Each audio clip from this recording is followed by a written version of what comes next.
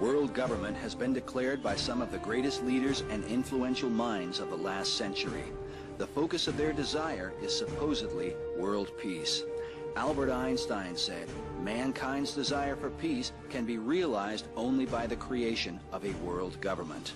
Einstein also declared, quote, there is no salvation for civilization or even the human race other than the creation of a world government. Meanwhile, Nehru, the leader of India during the days of Mahatma Gandhi, declared, I have long believed the only way peace can be achieved is through world government. We have arrived at a stage where the next step must comprise a world and all its states submitting to the authority of world organization. Mortimer Adler said, world peace is impossible without world government. And Sir Winston Churchill declared, the creation of an authoritative world order is the ultimate aim toward which we must strive. French President Charles de Gaulle seemed adamant when he said, nations must unite in a world government or perish. Strobe Talbot, President Clinton's Deputy Secretary of State, was quoted in Time magazine saying, in the next century, nations as we know it will be obsolete. All states will recognize a single global authority. National sovereignty wasn't such a great idea after all. In December 2001, Edward Widmer, the president of the Illinois Division of the United Nations Association of the United States, said, quote, within 10 years' time, you're going to see the beginning of an embryonic world order. Britain's Prime Minister Tony Blair said, quote, globalization has transformed our economies and our working practices. It is a political and security phenomenon. We are all internationalists now, whether we like it or not. We are witnessing the beginnings of a new doctrine of international community. While the quote that seems to consolidate them all comes from Robert Mueller, former Assistant Secretary General of the United Nations, who said, we must move as quickly as possible to a one-world government, a one-world religion, under a one-world leader. As to what manner of leadership is under consideration, consider this quote from Paul Henry Spaak, the former Secretary General of NATO, who in 1957 said, what we want is a man of sufficient stature to hold the allegiance of the people and to lift us out of the economic morass into which we are sinking. Send us such a man, and be he God or the devil, we will receive him. Robert Kennedy, the former U.S. Attorney General in 1967, said, all of us will ultimately be judged on the effort we have contributed to building a new world order. In October 1967, Richard Nixon was quoted in Foreign Affairs saying, the developing coherence of Asian regional thinking is to evolve regional approaches to development needs and to the evolution of a new world order. A few years later, the New York Times reported that Nixon spoke of the talks as a beginning, merely reiterating the belief he brought to China that both nations share an interest in peace and building a new world order. The Associated Press reported that New York Governor Nelson A. Rockefeller says as president he would work toward international creation of a new world order. In 1976, a new document surfaced that was called the Declaration of Interdependence. It was signed by 32 U.S. senators and 92 representatives in Washington, D.C. It read, in part, 2 centuries ago, our forefathers brought forth a new nation.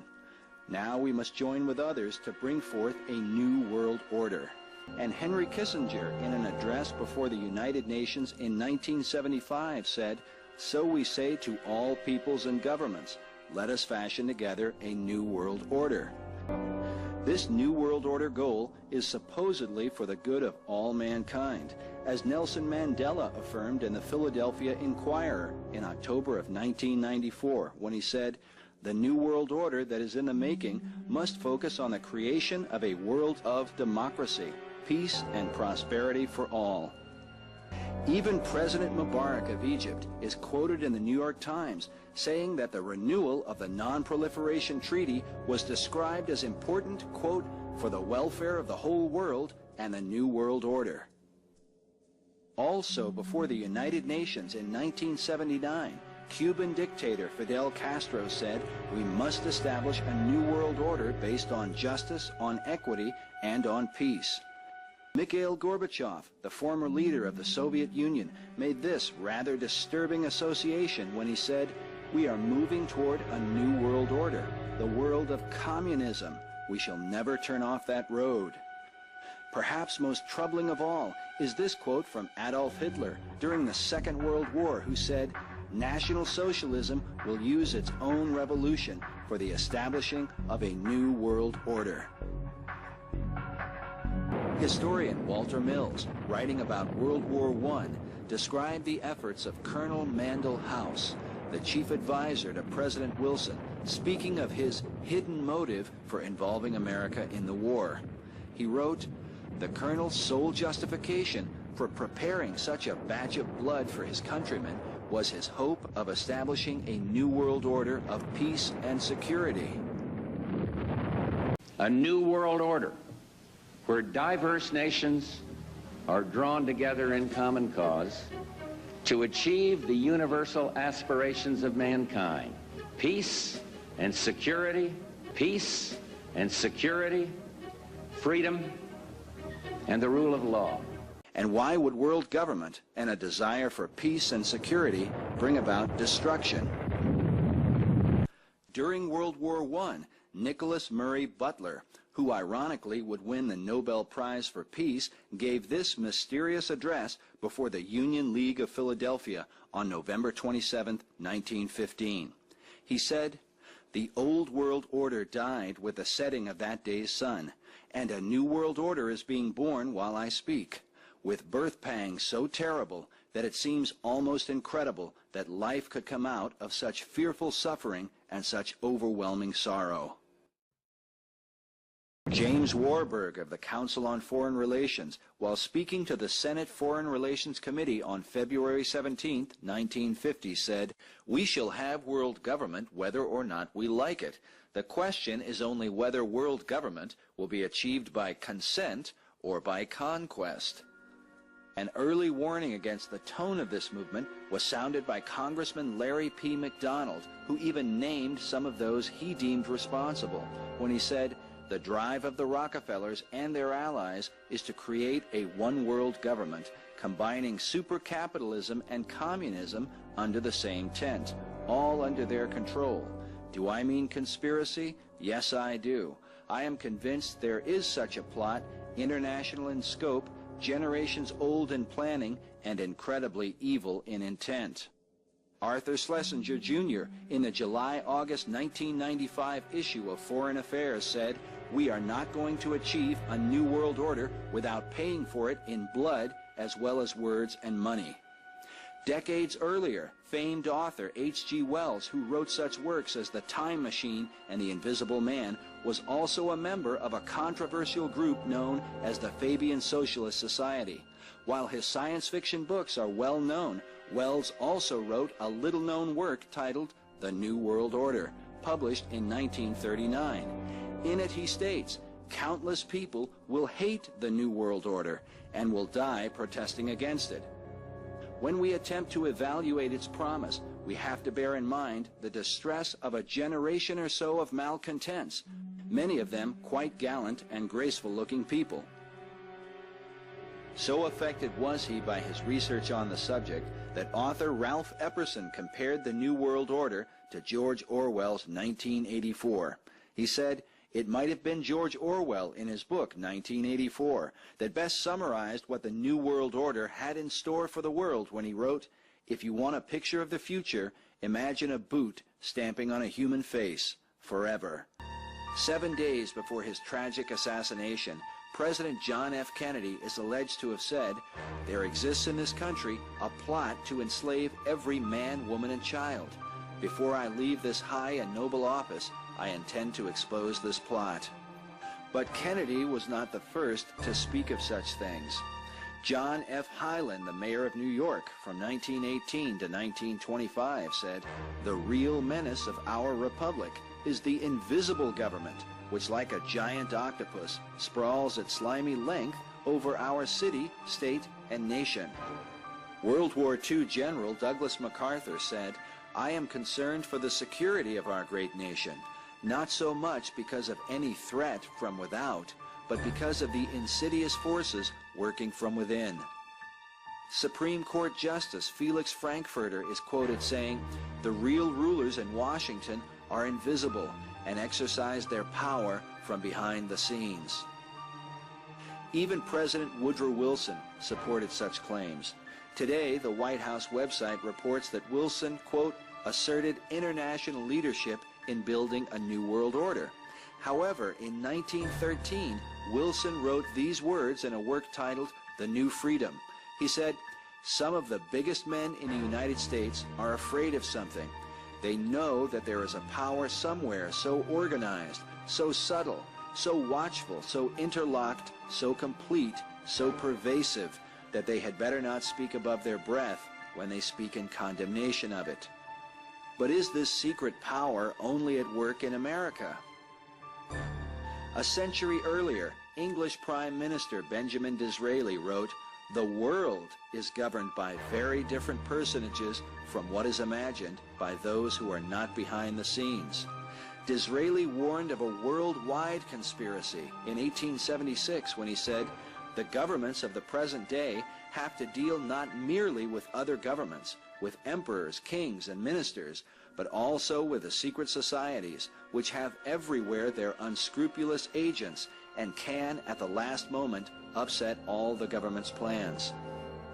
Most researchers who investigate the New World Order at some point trace the movement back to Bavaria in the 18th century, to a man named Adam Weishaupt, a professor of canon law at the University of Ingolstadt, a school of the Roman Catholic Jesuit order. Napoleon Bonaparte, while lamenting his exile on St. Helena, said, "The Jesuits are a military organization, not a religious order. And the aim of this organization is power. Power in its most despotic exercise, absolute power, universal power, power to control the world by the volition of a single man." Even President John Adams wrote these shocking words in a letter to Thomas Jefferson. Of the Jesuits, he said, "If ever there was a body of men who merited eternal damnation on earth and in hell, it is this Society of Loyolas." It was among such men that Adam Weishaupt gained the skills that would one day earn him the credit of being called the profoundest conspirator that has ever existed. Weishaupt had his own lust for power and formed a secret society whose plan was to revolt against all established authority on earth. He codenamed himself Spartacus and called his society the Illuminati. Author Myron Fagan writes that Weishaupt himself said that the word Illuminati is derived from Lucifer and means holders of the light. As Albincelli wrote, "It is professed in these societies that all that the Christian God commands is disagreeable to Lucifer. In consequence, one must do all that the Christian God forbids, and one must shun like fire all that he commands." We read that Weishaupt began to write out the master plan that was designed to give the synagogue of Satan, so named by Jesus Christ, ultimate world domination, so they could impose the Luciferian ideology on the human race. The method he chose was to bring about a world revolution. In the 1920s, historian Nesta Webster wrote of this conspiracy, saying, "It was by this terrible and formidable sect that the gigantic plan of world revolution was worked out, a program hitherto unprecedented in the history of civilization. Communistic theories had been held by isolated thinkers or groups of thinkers since the days of Plato, but no one, as far as we know, had ever yet seriously proposed to destroy everything for which civilization stands. Moreover, the plan of Illuminism has continued up to the present day." Most of us in our world history classes were pretty much taught that the French Revolution was glorious and that the the French monarchy was terrible, and so the public finally rose up and broke into the Bastille and took the guns and went out and had a revolution and kicked out the monarchs. That's what we grow up with, but that's not the fact of the matter. A group of radicals surfaced in France known as the Jacobin clubs that were organized under the direct inspiration of the Bavarian Illuminati. In 1793, Alois Hoffmann, the editor of the Vienna Journal, wrote, "I shall never cease to repeat that the French Revolution has come from Masonry and the Illuminati." The Jacobins vowed to destroy the monarchy and sought to establish what they called a new world order. In 1789, an artificial shortage of grain was created by Illuminist manipulations of the grain market. This produced a famine so intense that it brought the nation to the edge of revolt. The conspirators held up the food supplies and blocked all reforms in the National Assembly to exacerbate the situation, and the populace starved. With the Jacobin propaganda, the people blamed the monarchy, King Louis XVI, and his queen, Marie Antoinette. Antoinette is famous for having said, "Let them eat cake," in response to the starvation of the people. But modern researchers expose the phrase was set down earlier by philosopher Jean-Jacques Rousseau in 1766, while Marie Antoinette was only 10 years old. As one source writes, the saying was attributed to Marie Antoinette in 1789 by radical agitators who were trying to turn the populace against her. As a result of such lies and propaganda, King Louis XVI and his queen were overthrown and murdered on behalf of the revolution. In 1885, Monsignor George Dillon wrote, "Communism is but a form of the illuminated masonry of Weishaupt." The Russian Revolution, like the revolution in France, is often portrayed as the noble struggle of just men desiring to overthrow an unjust monarchy. But as with Weishaupt and his inspired French revolt, a conspiracy against God is to be found at the very heart of it. In his book, Marx and Satan, author Richard Wurmbrand exposes the truth about the man most credited with the communist idea.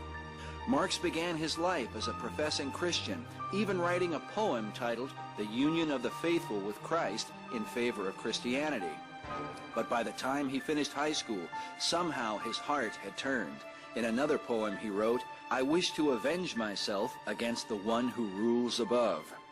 In a poem titled "Pale Maiden," Marx wrote, "Thus heaven I forfeited, I know it full well, my soul once true to God is chosen for hell." But Marx was not alone in his thoughts of damnation.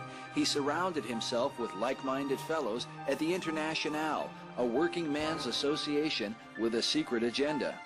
French historian E. Freiberg wrote, "The Internationale everywhere found support in Freemasonry," while author William T. Still writes that the Internationale can hardly be viewed as anything but Illuminized Masonry in a new disguise.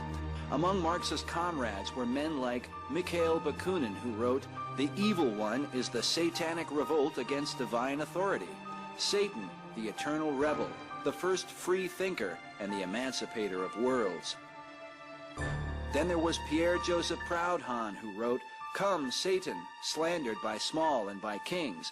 God is stupidity and cowardice. God is hypocrisy and falsehood. God is evil."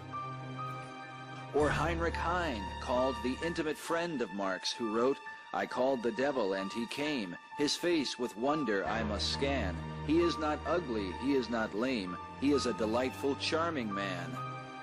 Wurmbrand writes that Marx and his comrades, while anti-God, were not atheists as present-day Marxists claim to be. That is, while they openly denounced and reviled God, they hated a God in whom they believed. When the revolution broke out in Paris in 1871, the Communard Florins declared, "Our enemy is God. Hatred of God is the beginning of wisdom." Marx greatly praised the Communards, who openly proclaimed this aim. Such was the thinking of the men whose influence would change the world through communism, As Nesta Webster wrote, the Internationale became simply an engine of warfare against civilization. Just as the Jacobin Club had openly executed the hidden plan of the Illuminati, the Internationale, holding within it the same terrible secrets, carried on the work of world revolution. The two chief instruments, Lenin and Trotsky, inspired a civil war that cost 28 million Russian lives. When Joseph Stalin inherited Lenin's legacy, he would be called the most dictatorial and murderous tyrant the world had ever known. His own daughter said of him, quote, "A terrible demon had taken possession of my father's soul." Sources claim that Europeans and Americans financed Lenin and Trotsky in their attempts to foment a revolution in Russia. Many have seen in this a global conspiracy. Among them was a young Winston Churchill, who made this statement where he tied it all together in a London newspaper in 1920. He said, "From the days of Spartacus Weishaupt to those of Karl Marx to those of Trotsky, this worldwide conspiracy for the overthrow of civilization has been steadily growing. It played a definitely recognizable role in the tragedy of the French Revolution. It has been the mainspring of every subversive movement during the 19th century. And now, at last, this band of extraordinary personalities from the underworld of the great cities of Europe and America have gripped the Russian people by the hair of their heads and have become practically the undisputed masters of that enormous empire." Yet in 1945, Churchill would be among the three leaders at the infamous meeting at Yalta, an historic event that many argue was a gigantic push for the New World Order. Is it possible that somehow Churchill's youthful convictions changed 25 years later? For now he would sit in support of the very movement he sought to expose. The Soviet Union, under the bloody leadership of Joseph Stalin, was given power over half of Europe, a decision that would later lead to the murder of countless millions. It is said this was largely due to the efforts of Franklin D. Roosevelt. FDR was also responsible for putting the Masonic seal on the back of the U.S. dollar bill, with the all-seeing eye and the words Novus Ordo Seclorum, translated by many researchers as the New World Order.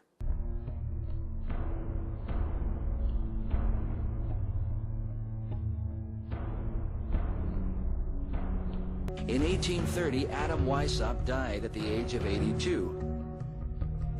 In time, the power of Masonry and the Illuminati fell into the hands of two chief men, Albert Pike in the United States and a man named Giuseppe Mazzini, the head of Italian Masonry, who is alleged to have said, quote, "Our final end is that of Voltaire and of the French Revolution, the destruction forever of the Christian idea."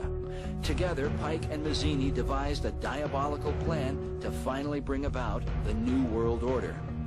In 1871, Mazzini issued a letter in which he outlined the final three-part plan for ridding not just Europe, but the entire world of Christianity, bringing it under the illuminated dictatorship of Luciferianism. Albert Pike declared that Masonry conceals its secrets from all except the adepts and sages, or the elect. According to the Masonic Cyclopedia, an adept is a name given to the order of the Illuminati. Freemasonry is a fraternity within a fraternity, an outer organization concealing an inner brotherhood of the elect. Mazzini wrote of the Third World War that it will provoke a formidable social cataclysm and the most bloody turmoil. On each one of the guide stones is this message in a different language, actually 8 different languages, are the 10 commandments that come from the dark side. And the first one is maintain the world population at 500 million in constant balance with nature, which doesn't sound too bad until you realize that we've got over 6 billion people in the world, and if we're going to maintain the world population at 500 million in constant balance with nature, we're going to have to kill off about 90% or more of the world's population. I went there and looked at those things and said, now, hold on a minute. Today's population is 6 billion. They want to maintain humanity under 1/2 billion.